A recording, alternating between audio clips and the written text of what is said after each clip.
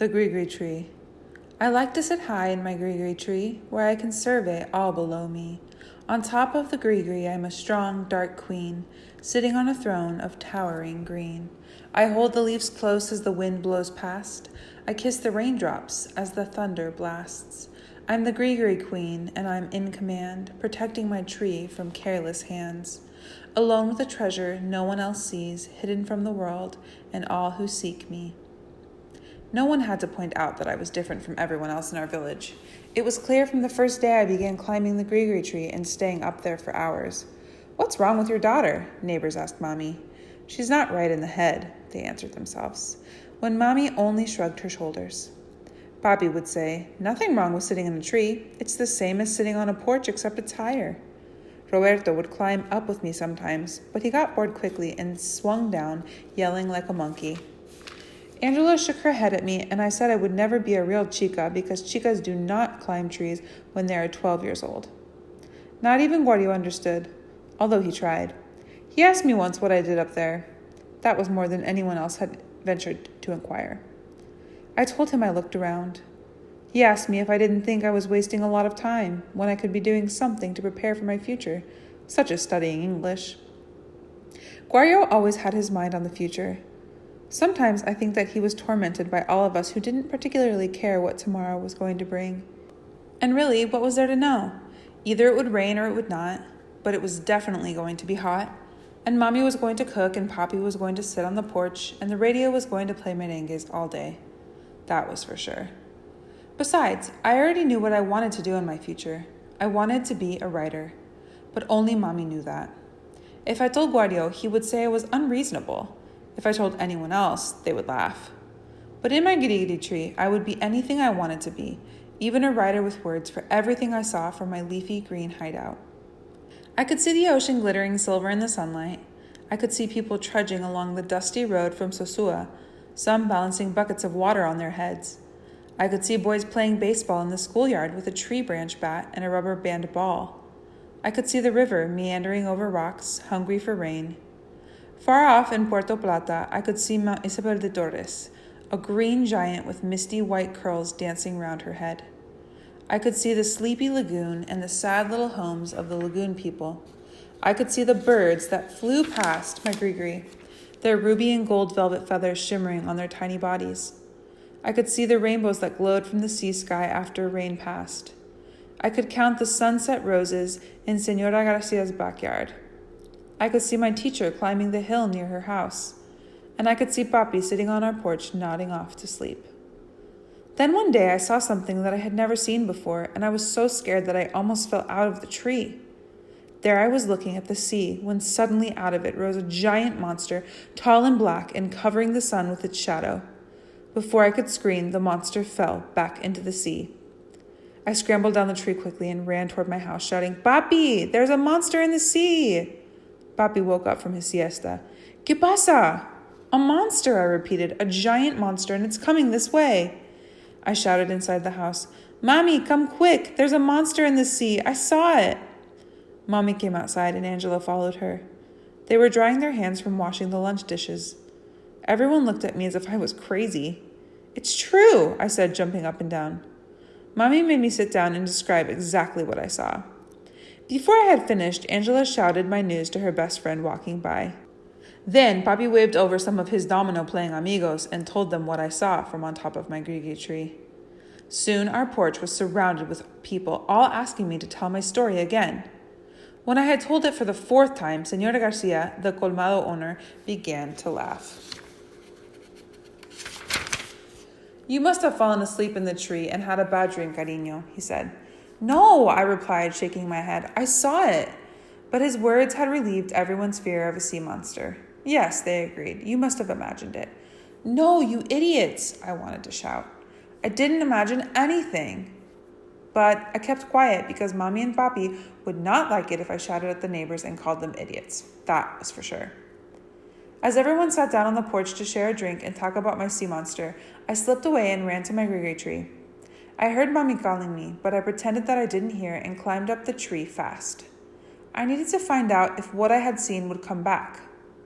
I sat down on my usual branch and tucked a few leaves away from my eyes. Then I stared at the sea.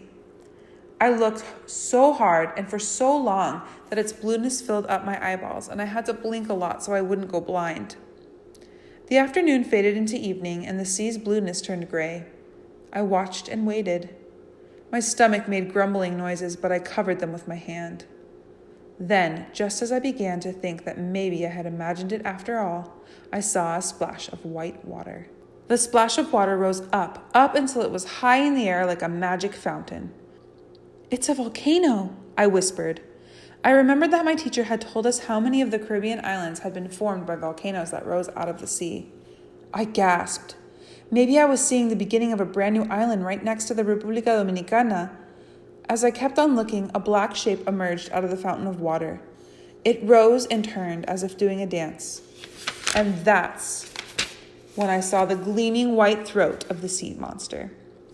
It hovered in between heaven and ocean for a few seconds and then fell back into the water with a splash that sprayed salt drops as high as the pearl pink clouds. My heart beat so furiously, and I steadied myself so I wouldn't fall down from the tree. I was right. I had not imagined anything. There really was a sea monster out there, but this time I didn't rush down to tell anyone. What would people do, I wondered? Would they try to find it, or maybe try to kill it? Somehow, although I didn't know why, I could tell that the sea monster was not dangerous. It just wanted to swim and splash and jump out of the sea the same way I jumped over the waves. I climbed down the tree and went home. The first thing I wanted to do was eat, but people were all over the porch talking wildly. "We saw it, Ana Rosa," they shouted. "We saw the big sea monster of yours." Papi was busy handing out glasses, cups, and small jars, anything that could hold a spot of rum and Coke. Mommy was passing out a plate of dulces, the sweet milk candy that I love. She must have just made them because they were still warm and soft. Children were carrying huge plates filled with different foods that their mothers had made. Angela was directing them to put food here or there on our big table. I saw plates piled high with arroz con pollo, plátano fritos, y batatas fritas. Señor Garcia apologized over and over to me. About 100 people were gathered on our porch, in the yard, and along the roadside, talking about the sea monster. "The tourist high season is coming," said Señora Rojas, who owned a jeep that he rented to tourists. "We can't let anyone know that we have a sea monster hanging around Sosua Bay." "But why not?" asked Señora Perez, who sold paintings on the beach. "It could be a tourist attraction. Plenty people may decide to come here to just see it." Half the folks whispered, "He's right," and the other half said, "She's the one who's right." He looked as if we were going to have a big debate on our porch, just like the ones that take place when it is a presidential election year, the way everyone was carrying on. Soon we would have people writing merengues about the sea monster, and there would be sea monster fiestas all over the place, just like during the elections. I shook my head and just listened to everyone as I ate a plate heaped high with food. That poor sea monster, I thought. Then the people began to make a plan. When Dominicans get together and decide to make a plan, watch out, because there are plans, and then there are plans. And this was definitely a plan. The first thing the people decided was that someone had to keep watch over this sea monster. Well, everyone looked around to see who would volunteer. That's when we knew the plan would not work because no one wanted to do something so stupid as to go down to the sea and watch for the sea monster. It was Angela who got the bright idea that since I saw it first, I could keep watch over it from my grigri tree. Everyone turned to me and nodded their heads. Finally, a good reason for her to be up there all the time, I heard Señora Garcia whisper. Papi was looking at me and nodding his head, proud that his daughter was selected for such an important job. I said, okay, I would do it. Then the plan continued. Half the people wanted to make signs and announce that Sosua Bay had a new visitor, and it was a one-of-a-kind sea monster. The other half of the crowd shook their heads and said, no, it was too obvious. We must be subtle about a delicate matter like this, said Señora Perez. We must make up a wonderful story about the sea monster, give it a name, make it a friendly monster, and then tell the world. Otherwise, all we will do is scare everyone away from this side of the island. She had a point. A story about the sea monster was much better than a big billboard with an arrow pointing this way to the sea monster of Sosua Bay.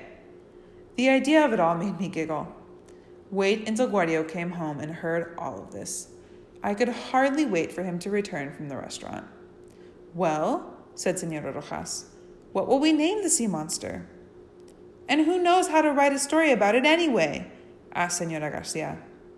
Senora Perez shrugged her shoulders. I don't know how to write too good, but we could make something up. Then Mommy, who was usually quiet during these kinds of discussions, spoke up loud and clear.